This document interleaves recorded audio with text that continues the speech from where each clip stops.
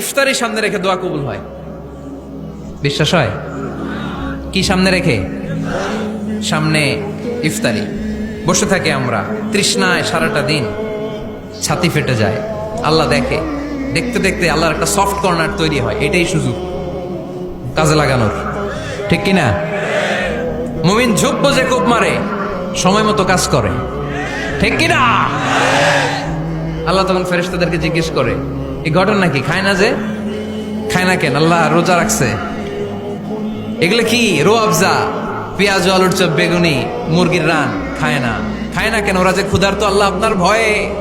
তাই কি চায়? আল্লাহ আপনার কাছে ক্ষমা চায়, ক্ষমা চায়। আল্লাহ রহমতের দরিয়ায় জোশ খেলে যায়। আল্লাহ তখন বলে, আমারে দেখছে নাকি ওরা? ফেরেশতারা বলে, না দেখে নাই। আমার জান্নাত জাহান্নাম দেখেছে? না দেখে নাই। আমারে না দেখে, জান্নাত জাহান্নাম না দেখে আমার এত ভয় করে। যাও, আজকের এই রোজার বিনিময়ে এখন বান্দা যা চাইবে সব কবুল করে নেব।